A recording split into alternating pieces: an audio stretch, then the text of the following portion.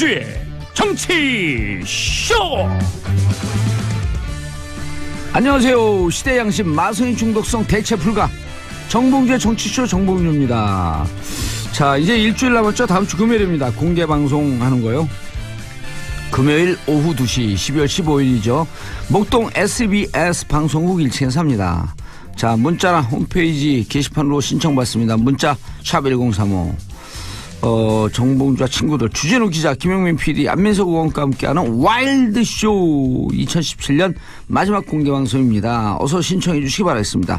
103쇼 토요일 1부 순서 들어가겠습니다. 뉴스보다 영화, 뉴스보다 떠오른 영화 이야기, 영화보다 떠오른 정치 이야기, 뉴스보다 영화, 정치쇼 맞춤 영화 평론가 오동지는 영화 평론가 아싸 가오리. 오늘 못 맞췄네 또. 가오리를 할 때가 있고 안 할 때가 있고 그래요. 내 맘. 영어로 내 맘을 뭐라 하는 줄 알아요? 영어로 It's my mom. 영화 많이 보셨어요? 못 봤어요. 요즘 바쁘시죠? 네. 기억의 밤? 네. 그게 무서워서 못 볼 것 같아. 요거요. 두 형제와 부모가 이사를 와요. 새 집에. 근데 부모님은 문성근 씨, 나영희 씨예요. 네. 생기기도 무섭게 생긴 사람들. 문성근 무서워. 전해드릴게요. 네. 다 듣고 있어요. 성근 형은 내가 하는 거 다 듣고 있어. 성근 형 무서워요. 그리고 이제 큰아들이 김무열, 둘째 아들이 강하늘이에요. 이사를 와요. 이사 오는 도중에 그 차 안에서 식은땀을 흘리면서 강하늘 씨가 깨요. 꿈을 꾸다가. 근데 이제 뭔가 하여튼 좀 아파요. 이 친구가. 약간 신경쇠약증이 있고. 신이 내린 거구나. 아니 심신이 좀 아파요. 근데 어쨌든 새로운 집에 이사를 오는데 집이 좀 묘해요. 그리고 그 방 하나를 못 들어가게 돼 있어요. 왜냐하면 그 주인이 거기다 짐을 넣어놓고 갔다면 들어가지 말라 그러는 거예요. 그럼 문이 잠겨 있어요? 잠겨 있지도 않아요. 근데 이제 밤마다 꿈을 꾸는데 그 방문이 끼익 열리고 누가 오는 것 같고 그렇죠. 그리고 또 갑자기 소스라치게 깨면 같이 자던 형이 나가는 거예요. 그래서 어느 날 형을 쫓아가 보니까 형이 아닌 거예요. 하여튼 얘기가 여기까지. 그런데 이제 제가 이 영화에 대해서 깜짝 놀란 것은 이렇게 공포스러운 부분이 있구나. 예상치도 못하게 이런 거 하나 하고 이게 상당히 정치적이고 사회적인 영화예요. 그래요? 네. 그래서 근데 무서워요. 일단 너무 떨려 지금. 그리고 그래서 슬퍼요. 뒷부분에 가면. 그래서 저는 성근 형이 좀 슬퍼요. 좀 슬프게 나와요. 네. 왜냐하면 약간 그 예상치도 못하는 반전 속에서 다른 인물이 되거든요. 네. 그래서 이제 그렇군요. 역설적으로 슬퍼요. 근데 영화는 재밌어요? 저는 올 하반기에 나온 그 작품 가운데 가장 흥미롭고 가장 문제작이라고 생각합니다. 저는 그 생각지도 못했고요. 사실은 장항준 감독이 예전에 라이터를 켜라, 불어라 봄바람 등등 해서 좀 유머러스한 영화들을 많이 만들었거든요. 코미디 영화의 어떤 그 새로운 경지를 만든다 뭐 이런 모토를 갖고 있었던 감독이고 사실은 TV 버라이어티 쇼를 통해서 많이 나왔던 많은 대중들에게 사랑을 받았던 감독이고요. 라디오 쇼에서도 사실은 입담이 좋아서 인기가 참 좋죠. 그리고 TV 드라마 예를 들어서 시그널 같은 조진웅 씨 나왔던 이재훈 씨하고 나왔던 이렇게 시대가 그 교차되는 시대가 이렇게 통신되는 그런 내용의 드라마였었죠. 그러니까 그 드라마에 초기 연출도 했었고 재능이 굉장히 많은 그런 감독인데요. 드라마 사인도 했었네요. 네. 제가 봤을 때 공포 영화를 만들 거라고 생각하진 않았어요. 그리고 저는 어떤 느낌이었냐면요. 영화를 보기 전에 공포 영화 속에도 장항준식의 유머가 있을 것이다. 유머가 없어요. 그리고 없어요? 저를 초반에 깜짝 놀라게 했고 그러니까 팝콘을 던지잖아요. 사람들이 너무 놀라면 보다가. 던졌어요 진짜? 극장에서 그렇죠. 네. 커피 저거 코카콜라 던져서 뒤집어 쓴 적 있어요 저는. 그렇죠. 그러니까 앞에 상당히 그 괴기스럽고 공포스러운 공포 장르를 넣었다가 뒷부분에는 사실 미스테리로 바뀌면서 정치적이고 사회적인 드라마로 바뀌는 거죠. 이게 시점이 이 강하늘 씨가 시기를 착각해요. 지금 그러니까 머릿속이 잘못돼 있단 말이죠. 그러니까 기억의 밤, 기억을 못하는 거잖아요. 그러니까 1997년으로 가 있어요. 지금의 배경인데 2017년인데 예. 이 사람은 1997년으로 가 있는 거예요. 자, 1997년에 우리가 IMF였잖아요. 가끔가다 우리가 그런 착각은 해요. 2016년 촛불을 들고 있는데 어느 날 갑자기 2008년 촛불인가 하고 잠깐 깜빡해갖고 네. 그래갖고 촛불을 이렇게 자세히 봤더니 그날은 굵은 촛불을 들고 있었거든요 제가. 네. 작은 게 아니고 네. 촛불에 이렇게 써 있어요. 소원성취. 절에서 쓰는 거. 진짜 네. 갖고 나왔어요. 네. 그 착각해서. 네. 네. 그때 마음속으로 소원성취가 이때 MB가 탄생되지 않았으면 이런 것 때문에 그때로 갔나? 네. 실제 싫어해요 이거. 그게 이제 기시감 같은 거죠. 예. 네. 그러니까 여기서 중요한 것은 1997년입니다. 그래서 이 영화의 내용의 모든 비극은 1997년에 외환 위기로부터 벌어졌죠. 그때 생각해 보시면요, 기가 막혔잖아요. 제가 그때 한강대로를 달릴 때 가로등이 꺼졌었어요. 그러니까 깜깜했었어요 거리가. 기억 안 나세요? 그건 기억이 안 나요. 그때 차 타고 주무시고 가셨구나. 그렇죠. 전기 아끼느라고? 가로등이 예를 들면 3개 단위로 꺼져 있었어요. 네. 그 기억이 얼핏 나요. 네. 그래서 거리가 굉장히 어두웠었고요. 저도 굉장히 고통스러웠었어요. 저는 그때 사업을 하고 있을 때거든요. 네. 근데 은행을 돈 많이 쓰고 있었어요. 금리가요. 네. 엄청났었죠. 금리가 그때 정상 금리가 네. 10에서 12%쯤이었어요. 네. 그게 2배로 뛰었고 25% 금리를 약 한 1년 반을 버텨내는데 네. 죽을 것 같더라고. 저는 방송국 기자였었거든요. 네. 저 6개월 동안 월급 못 받았었어요. 그리고 제가 그래서 그 경험이 1997년의 경험이 어떤 그 인생에 어떤 교훈을 줬냐면, 그러니까 그러니까 샐러리맨이 봉급을 못 받고 견딜 수 있는 한계는 5개월에서 6개월이다. 그러니까 거꾸로 얘기하면 만약에 내가 사업을 했을 경우에 직원들에게 근로자들에게 월급을 예를 들어 3개월 이상 못 주면 회사는 닫아야 된다. 왜냐하면 그만큼 그 노동자들이 고통을 받게 되기 때문에 그러니까 저는 저희 기준이 6개월. 그러니까 개인적으로 버티는 기준은 6개월. 6개월은 어떻게든 뭐 예를 들어서 뭐 초기에는 얻어먹고도 다니고 맞아요. 그렇게 하지만 6개월까지 못 버티거든요. 제가 한 가지 더 말씀드리면 그 보도 기자들은 또 뭐 편집국 기자들도 마찬가지인데 선후배 간에 그런 불문율 같은 게 있어서 후배들이 밥값 못 내게 하잖아요. 근데 이제 밥값이 없으니까 후배들이 밥 먹으러 가자 그러면 밥을 먹었다고 하거나 약속이 있다고 하거나 요랬던 기억이 제가 맞아요. 굉장히 아픈 기억이었어요. 저는 사실은 이게 1980년대에 그 수많은 일을 겪었던 것보다 더 사실은 내상이 많았고 정신적 트라우마가 많았던. 왜냐하면 궁핍해진다고 하는 것이 그리고 미래 사회에 대한 그 계획을 세울 수 없다는 그 불안증이라고 하는 것이 얼마나 많은 이후에 많은 어떤 정신적인 그런 것들을 겪게 만드니 저는 아직도 불안증이 있거든요. 제가 예를 들어서 뭐 내년에 어떻게 될지 내후년에 어떻게 될지 불안증이 있는데 그게 1997년에 배태됐던 것 같아요. 그러면서 공황장애가 오는 거 아니에요. 그렇죠. 앞날에 대한 불안감. 네네. 올해 99년생들이 그 대학교 입시를 봤잖아요. 네. 99년생들이 IMF 직후 제일 사회가 어려웠을 때 태어나서. 그렇죠. 네. 그러니까 아주 그냥 뭐랄까 DNA상에 박혀 있는 부분이 있는 거죠. 그리고 자기들이 촛불을 들어서 정권을 대통령도 끌어냈고 네네네. 심지어는 수능까지 일주일 연기시켜버린. 그렇구나. 그 세대예요. 여러 가지 사연이 많은 세대네요. 그거를 자기들이 올렸더라고. 네. 그러면서 너무 불행한 세대인데 우리가 자신감을 갖자. 네네. 촛불을 들어서 정권도 바뀌었고 아무도 하지 못했던 수능도 일주일 연기시키지 않았냐. 네네. 이제 좀 슬퍼요. 이게 20년의 간격을 두고 벌어지는 일이잖아요. 그러니까 사실은 우리가 외환 위기라고 하는 것들을 겪었던 그 정치사회적 그런 큰 위기에 봉착해서 그것을 겪고 나서 우리 사회가 과연 그러니까 얼마만큼 정상 궤도에 올라섰는가 이것을 사실 공포 장르로 보여주는 영화예요. 저는 보고 싶어요. 저는 그래서 장항준 감독이 대단히 명민하게 지금의 시대를 되짚고 있다. 과연 우리는 지금 돌아왔는가?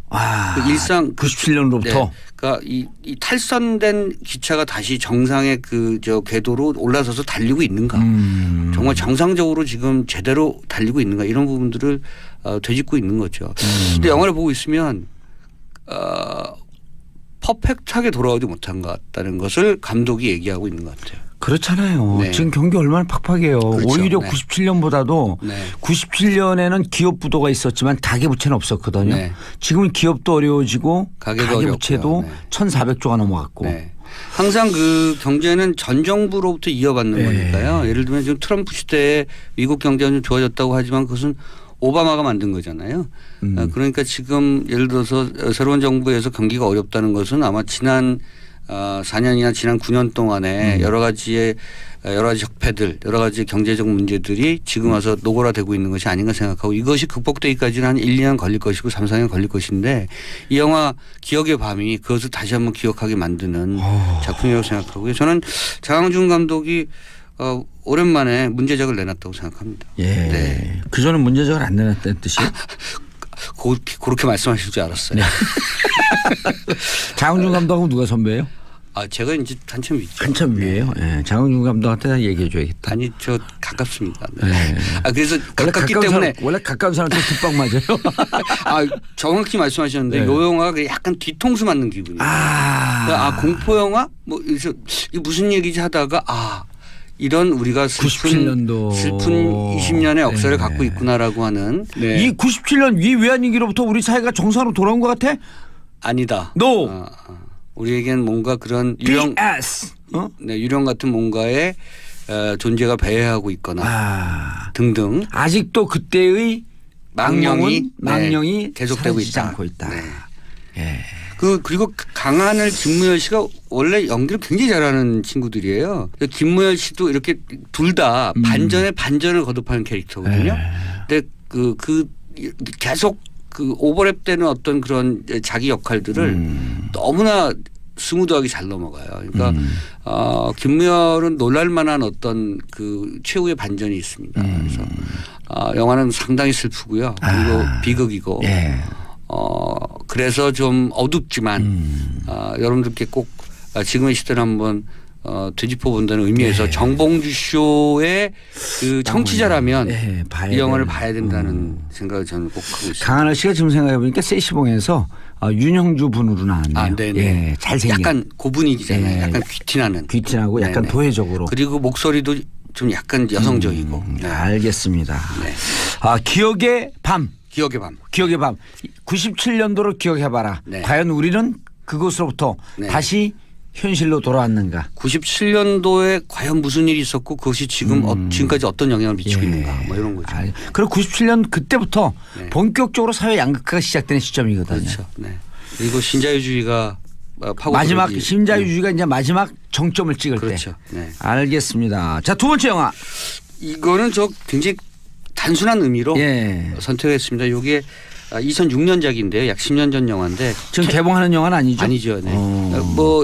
VOD나 IPTV로 충분히 찾아보실 수 있는 그리고 보고 싶어요. 나름 재밌어요. 케빈 코스트너가 머리가 좀 덜 빠졌을 때 네. 많이 빠졌죠 지금은. 근데 이제 케빈 코스트너가 그래도 머리가 좀 있을 때 2006년도에 참여했던 주연 아니었어요. 케빈 코스트너가 이때부터 좀 조연으로 빠지기 시작했는데요. 애쉬튼 커처가 주연인 가디언입니다. 구조대원 얘기예요.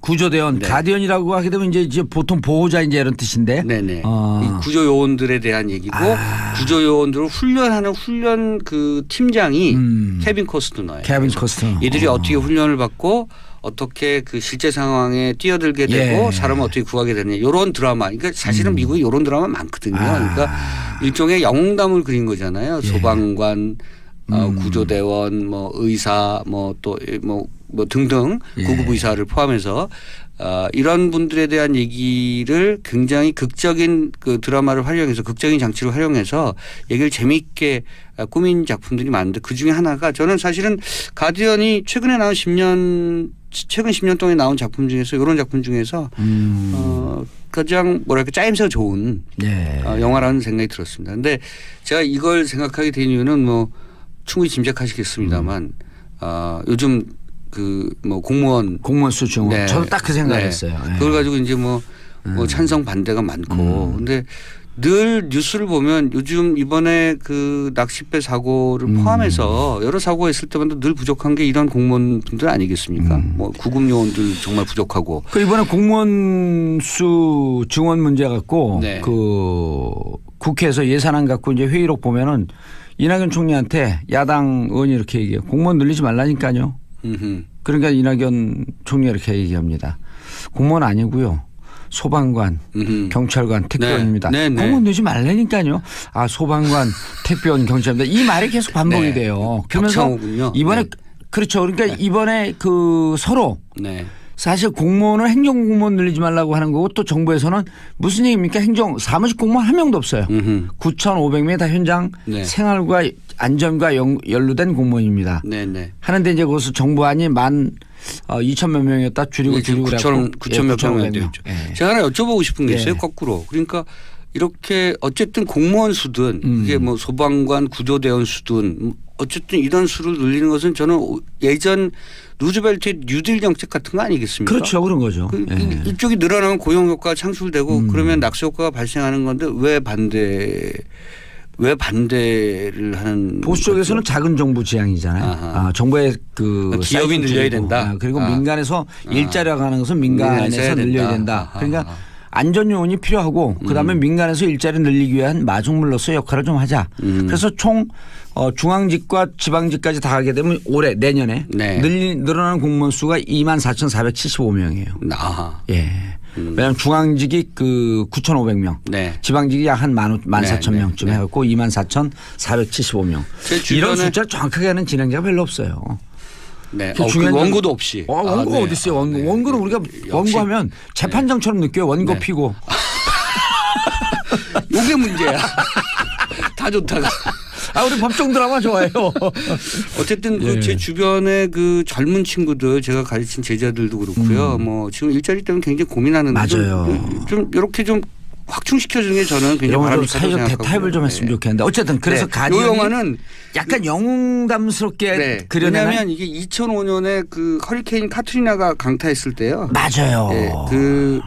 그때 주민이 3만 5천 명 정도가 됐습니다. 요 주민들을 대피시킨 미국의 해안경비대 활약상이 대단했었거든요. 그래서 그 활약상의 모습을 다큐멘터리처럼 그리면 좀 재미없으니까 이야기는 항상 누군가 영웅이 되는 게 좋잖아요. 그래서 애시튼 커처가 원래 말썽꾸러기였는데 그리고 이 해안구조대의 그 훈련 과정을 보면 정말 혹독하더라고요. 정말 영화상으로 얘기하는 것이 맞다면 왜냐하면 물속에서 그 뭐 호흡하는 거 포함해서 어마어마한 그 혹독한 훈련을 거치는데 그 기준을 통과하지 못하면 해양 경비가 될 수가 없는 거예요. 그런데 이제 해양 경비가 되는 것이 그만큼 이들에게는 자긍심과 자부심을 주는 거고 그리고 이 커뮤니티에서 해안 경비대에게 그만큼 뭐랄까요 그 리스펙트를 주는 거죠. 존중을 해주는 거예요. 그런데 저는 영화를 보면서 우리 같은 경우는 사실 박봉에 온갖 그 사무 업무에 사실은 훈련에 따른 여러 가지 경무에 시설도 좀 부족하고 굉장히 대비되는 고무장갑 끼고 불을 끌어 들어가는. 네. 그러니까 이제 이런 부분들은 가디언이라는 영화를 보면 좀 비교가 돼서 이게 영화긴 하지만 어쨌든 많은 부분을 팩트 체크를 하고 시나리오를 만들지 않았겠습니까? 그럼요. 아마 요즘에 이런 논란이 있을 때 저는 TV나 케이블 TV에서 한 번쯤 방영할 만한 그런 작품이고 많은 분들이 한번 찾아보실 만한 작품이다. 그래서 왜 이런 사람들이 우리 사회에서 필요한가. 그리고 그러니까 원래 지금 워낙 재난이 많은 시기니까 이럴 때 우리가 이런 분들을 많이 사전에 양성해서 대비하는 것이 얼마나 그 중요한 일인가 이런 것들 좀 깨달을 수 있는 그런 작품입니다. 2001년도에 9.11 그 참사 났을 때 많은 소방관들이 그 무너지는 그럼요. 그 쌍둥이 빌딩 안으로 들어갔잖아요. 그렇죠. 그때 그 소방관의 구호가 이겁니다. First come, last out. 그렇죠. 제일 먼저 들어와서 제일 마지막에 나와라. 그 내용이 올리버 스톤 감독이 월드 트레이드 센터라는 영화를 만들었고요. 거기서 나옵니다. 그리고 네. 그분들이 그런 대형 참사가 있을 것을 네. 예견하면서도 들어가는 모습. 그렇죠. 그것이 미국의 정신이죠. 죽을 줄 알고 들어가는 거죠. 그러니까 이제 그러니까 사명감을 사전에 얼마나 많이 맞아요. 교육되고 그것을 스스로 갖추고 있는가 그리고 그들이 사명감을 가질 수 있도록 사회가 얼마나 존중해 주는가 이거 굉장히 서로 교환되는 거거든요. 그러니까 이게 무슨 그 밑봉 영화 이거 이런 거 아니거든요. 미국봉, 국산봉 이런 영화 아니고 네. 우리 사회에 이렇게 현장직 공무원들의 밑봉 새로운 단어 밑봉 새로운 단어 나왔습니다. 괜찮네요. 네, 그런 영화 아니고 우리 네. 사회의 현장직 공무원들 네. 이런 분들이 얼마나 고통을 겪고 있는지를 이 가디언이라는 영화를 통해서 좀 네. 다시 한번 되새겼으면 좋겠다. 네. 사회의 디테일이 좋아져야 되는데 이런 부분들에서부터 좋아지는 거죠. 경찰, 그렇죠. 소방관, 구조대원, 의료진 뭐 이런 부분들이 좋아져야 사회 복지 시스템이라고 하는 것들이 그 하드웨어가 갖춰지는 거잖아요. 그러니까 사회 디테일이 좋아져야 된다. 네. 말 멋졌어요. 네. 정치적 용어로 이렇게 합니다. 실핏줄이 건강해야 인간이 건강하다. 그게 더 좋네. 밑봉보다 낫네. 밑봉 약간 욕 같았어. 네. 제가 나중에 한번 써먹을게요. 요거 밑봉 영화입니다. 뭐 이러면서. 예, 네. 알겠습니다. 네. 자, 오동진 평론가님. 토요일 1부 순서 감사하고요. 인사하시고요. 네. 다음 주에 뵙겠습니다. 예, 저는 봉도사 정봉주와 함께하는 SBS 정봉주의 강양구 과학전문기자 자리하셨습니다. 네, 안녕하십니까. 강양구입니다. 예, 어서 오세요. 네, 반갑습니다. 여기 쓰여 있어요. 인사 이렇게. 네. 재밌어 우리 작가님들. 네. 자, 오늘 어떤 이야기? 오늘은 인공자궁. 인공자궁? 예. 그 최근에 이제 그 낙태 합법화를 둘러싸고 논란이 임신 굉장히 중절이라고 이제 표현했다. 임신 중절, 의학적으로는 임신 중절이고 그리고 이제 뭐 이제 일상 용어로는 이제 낙태를 둘러싸고 이제 사회적인 논란이 굉장히 거세잖아요. 그런데 이제 최근에 이 과학계 의학계에서 화두가 되는 이제 생식 기술 중에 하나가 이제 인공자궁이기 때문에 이제 인공자궁이라는 게 도대체 어떤 맥락에서 개발이 되었고 현재 수준은 어디까지 왔고 만약에 인공자궁이 정말 성공적으로 안착이 되면 어떤 일들이 생길까 이런 것들을 좀 이렇게 같이 이야기를 나눠보는 시간으로 가져왔습니다. 예. 전혀 생소한데요? 인공자궁이 아마 다들 생소하실 텐데 그 올해 초에 이제 인공자궁과 관련된 약간 센세이셔널한 실험 결과가 발표가 되었어요. 예. 어떤 결과냐면은 그 미국의 이제 필라델피아 아동병원의 연구진들이 인공자궁을 이제 비닐팩으로 만든 거예요. 비닐팩? 네, 플라스틱 비닐팩으로 인공자궁을 만든 겁니다. 그래서 그 인공자궁에 이제 사람으로 따지면 한 23주에서 24주 정도의 태아에 해당하는 램. 네. 양의 태아를 그 비닐팩 인공자궁에 넣고 이제 성장을 시킨 거예요. 그리고 이제 그 실험 결과를 이제 논문으로 발표를 하면서 전 세계가 이제 발칵 뒤집힌 거죠. 왜냐하면 그 양의 태아를 비닐팩으로 만든 인공자궁에서 키워낼 수가 있다면은 인간도 가능할 것이다. 인간도 가능하지 않겠느냐라는 전망이 나오는 것이기 때문에 사실은 그 1997년에 복제양 돌리가 처음 세상에 등장했을 때도 사람들이 깜짝 충격이었던 게 양을 복제할 수 있다면 사람도 복제할 수 있는 것 아니냐라는 전망 때문에 이제 많은 사람들이 깜짝 놀랐던 거잖아요. 이제 그것과 마찬가지로 이 비닐팩으로 만든 인공자궁에서 양의 태아를 키워낼 수 있다면 사람의 태아도 키워낼 수 있는 것 아니야 인공자궁으로 이러면서 이제 뭐 여러 가지 이제 논란도 과학계에서도 논란이 벌어지고 뭐 윤리계에서도 논란이 벌어졌는데 일단은 여기서 이제 중요한 게 뭐냐면 필라델피아 아동병원의 연구진들이 인공자궁을 개발을 했잖아요. 네. 이 사람들은 그러니까 무슨 남자도 인공자궁을 이식해가지고 무슨 임신을 하겠다 뭐 이런 식의 약간 좀 괴짜스러운 발상 때문에 인공자궁을 연구한 게 아니라 조산을 연구하는 미수가 미수가를 아동병원이니까 조산한 다음에 요즘은 조산하게 되면 인큐베이션에 들어가잖아요. 그러니까 인큐베이터에. 그렇죠. 이제 조산을 하게 되면은 보통은 이제 한 뭐 36주 이상 정도에서 태어나야 이제 미수가가 아닌데 그 전에 이제 태어나게 되면은 한 이르게 되면 6개월 7개월 정도밖에 안 된 거란 말이에요. 그렇죠. 네.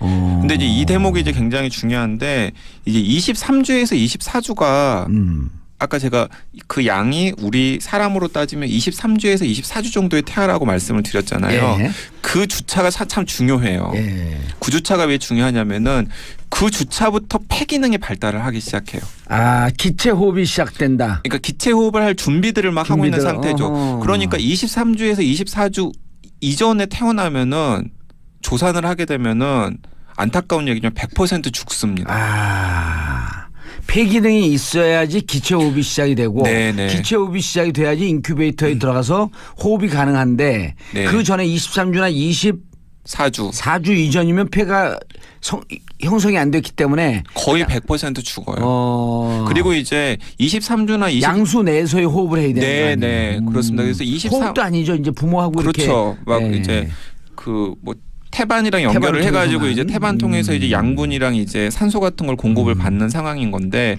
그러니까 거의 이제 물고기 수준이라고 생각을 하면 되는 거죠. 예. 딱 왔어요. 네.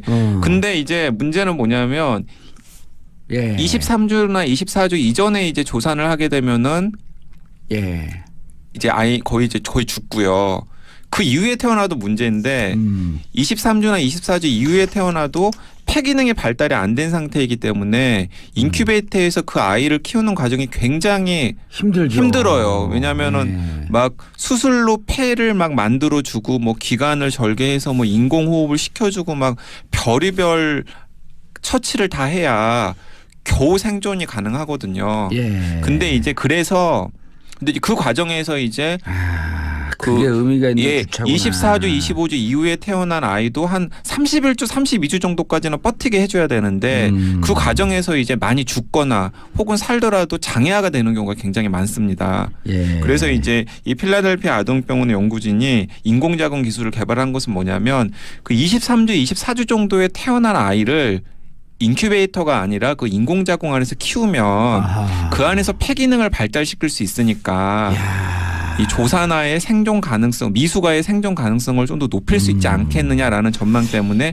인공자궁을 개발을 한 거죠. 23주, 24주서부터 30 이때부터 이제 폐 기능이 발달이 31, 2주 정도까지. 31, 2주 정도. 그러니까 약 한 5주차 정도를 인큐베이션이 아닌 인공자궁에 있게 되면 더 이른 조산도 가능할 수 이제 인간으로서의 기능을 네네 할 수 있게끔 할 수 있겠다. 네, 그러니까 죽거나 혹은 장애아가 되는 위험을 최대한 줄이면서 좀 더 키울 수 있지 않겠느냐라는 가능성 때문에 이제 의미 있는 인공자궁을 연구를 한 거네요. 그리고 의미 있는 연구를 한 거예요. 예. 무슨 뭐 약간 뭐 괴짜스럽거나 기괴한 연구를 한 게 아니라 의미 있는 연구를 한 겁니다. 예. 그리고 실질적으로 어쨌든 그 태아. 네, 양의 태아.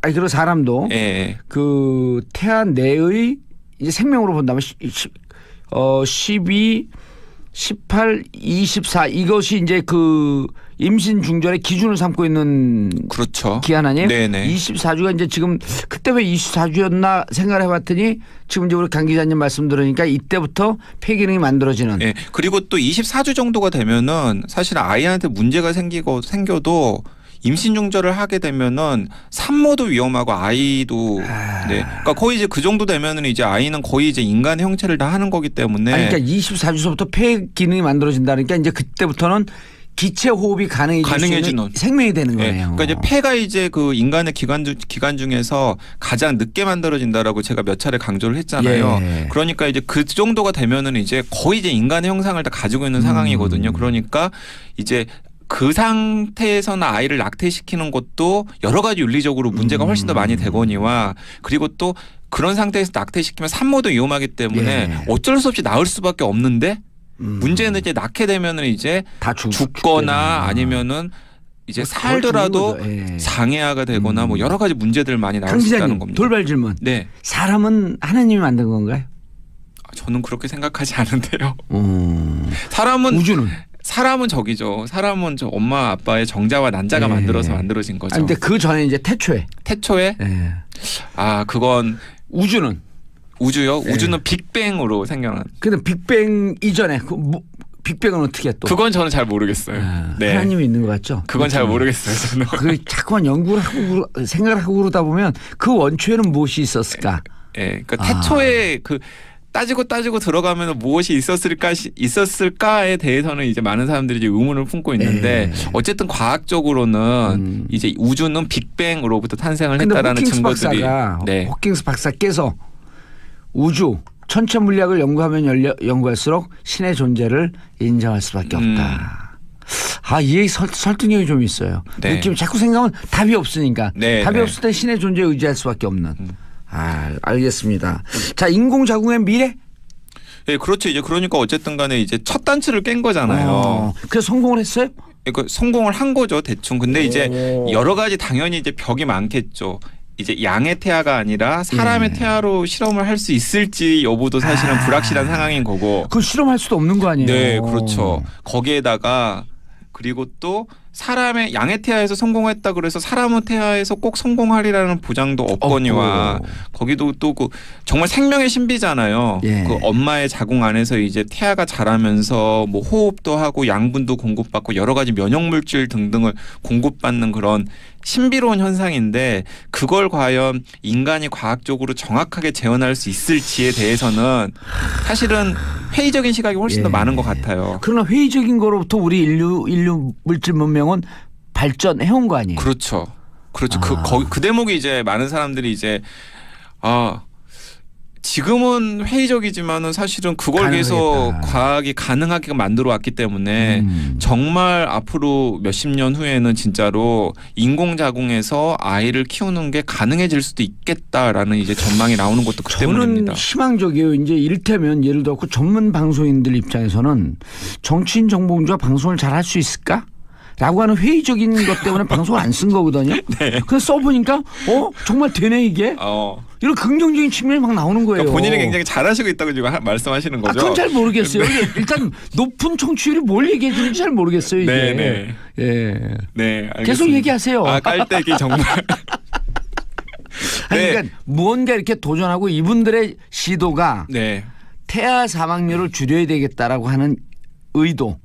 맞습니다. 아주 이런 그 도덕적으로도 인류적으로도 의미 있는 발상을 한 거 아니에요. 여기서 이제 그 중간에 이제 제가 이제 잠깐 이제 좀 말씀을 하면은 그 조산이 진짜 무서운 거예요. 무서워요. 네. 산모도 위험해지잖아요. 네, 조산이 굉장히 무서운 거고 그래서 이 방송을 들으시는 분들 중에서 혹시 임신을 계획하거나 임신하신 분들이 있으면은 흔히들 어른들이나 병원에서 임신 초기에 조산 주의하라는 얘기는 굉장히 많이 해요.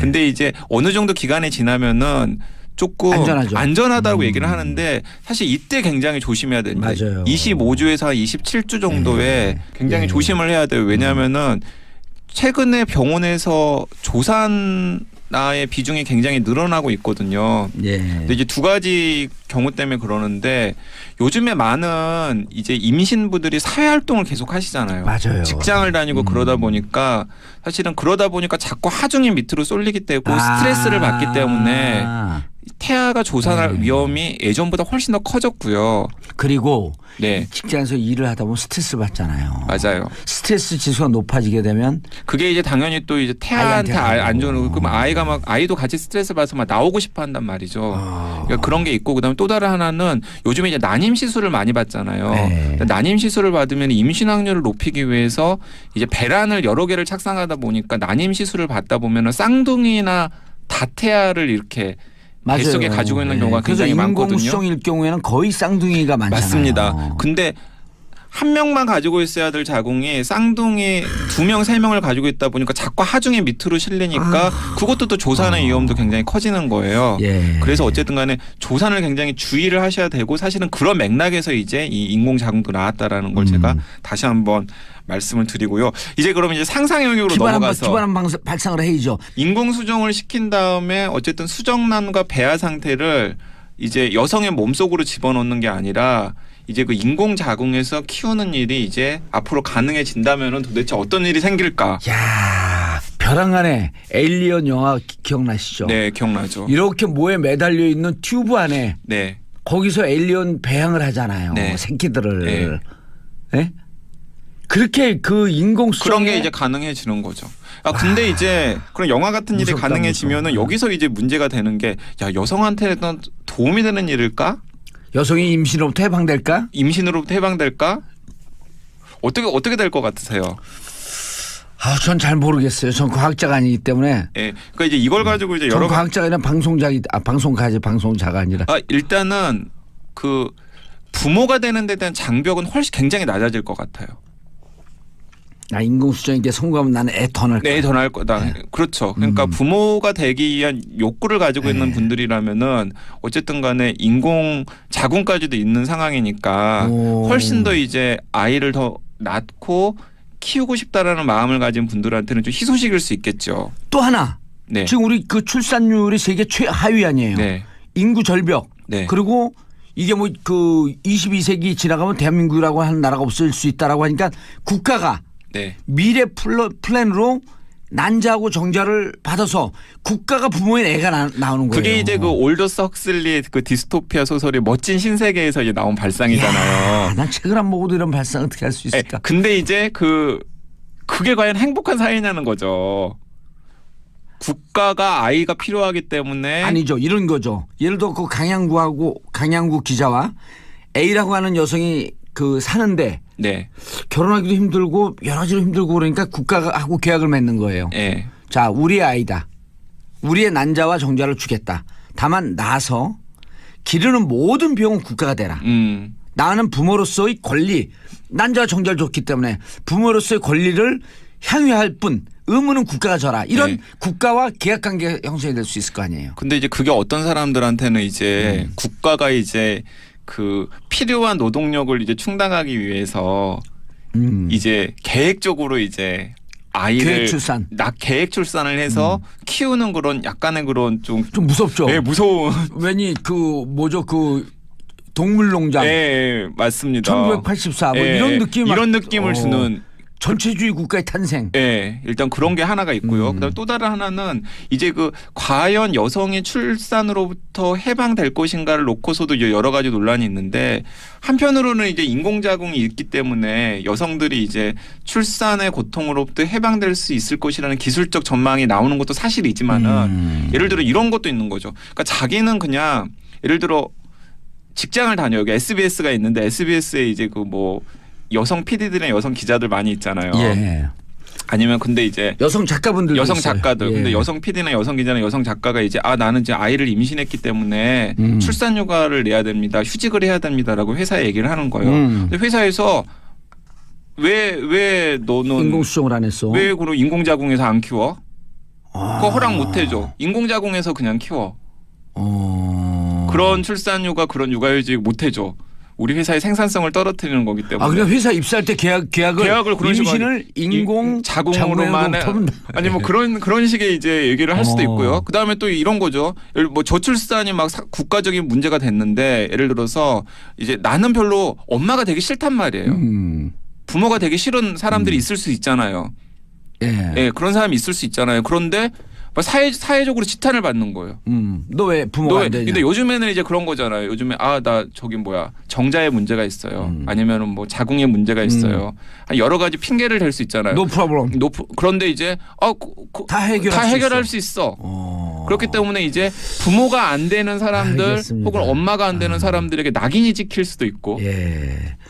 이 얘기를 갖고 그냥 한 10시간 할 수 있을 것 같아요. 이 상상력을 그러니까 갖고. 이제 여기서 이제 제가 강조하고 싶은 것은 인공자궁이라는 기술이 어떤 식으로 활용될지가 또 결국에는 모르지만 사회적인 사회 문화, 정치 사회 문화적인 그런 인식과 긴밀하게 연관이 있다라는 겁니다. 적어도 정치인들은 이런 인공자궁이 가능한 시대로 오고 있기 때문에 미래의 현재의 어떠한 정책, 여성 정책을 취할 것인가라고 하는 것을 고민해봐라. 네. 그런데 이 뛰어난 기술인데 왜 생리통약은 개발을 못한대요? 그러니까 그게 이제 제가 이제 또 방송 마무리하기 전에 던지고 싶은 얘기인데 여성분들을 해방시켜야 될 거 아니에요. 제가 여성들을 얘기하면서 뭐 인공자궁 이런 얘기를 하면은 뭐 코웃음을 쳐요. 아니 우리가 지금 세상의 절반이 한 달에 한 번씩 겪는 생리통약도 개발을 못하고 있는 상황에서 무슨 얼어 죽을 인공자궁 타령이냐. 아니 뭐 생리통에는 땡땡땡 뭐 이런 광고 하잖아요. 근데 그 땡땡땡은 사실은 생리통을 전담하는 치료약이 아니라 소염 진통제인 거죠. 진통제예요. 소염 진통제.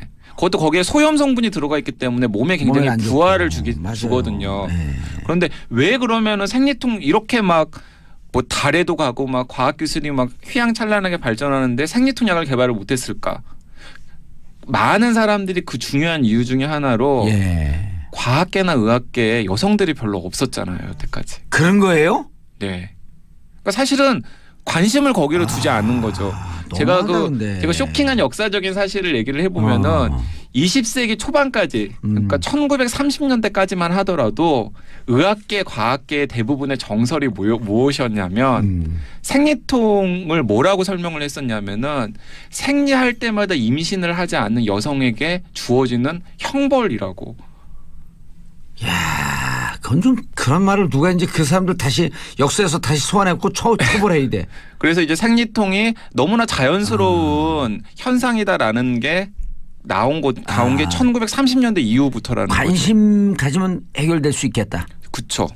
저는 이게 관심의 문제고 인식의 문제고 그다음에 양성평등의 문제고 그리고 과학이나 의학계에서 여성들이 얼마나 목소리를 낼 수 있느냐의 맞아요. 문제와 직결되는 것이라고 생각을 합니다. 여성 권리의 문제고. 네. 또 그 연장선상에서 보면은 만약에 여성들이 과학계나 의학계에서 좀 더 큰 목소리를 낸다면은 인공자궁이 아니라 좀 더 양성평등 혹은 여성 해방에 훨씬 더 부합하는 어떤 테크놀로지 기술이 개발될 가능성도 지금 저희는 잘 모르지만 생길 수도 있을 거라고 생각을 합니다. 인간 윤리에 기초한. 네.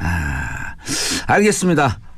오늘 너무 맨날 주제가 재밌어요. 강양구 과학전문기자님 인사하시고요. 네, 감사합니다. 예, 즐거운 토요일 보내시고요. 악동 뮤지션의 오랜 날 오랜 밤 들으면서 저는 월요일 10시 5분에 다시 찾아뵙겠습니다. 평화를 사랑하는 국민 여러분, 땡큐 피스 코리아.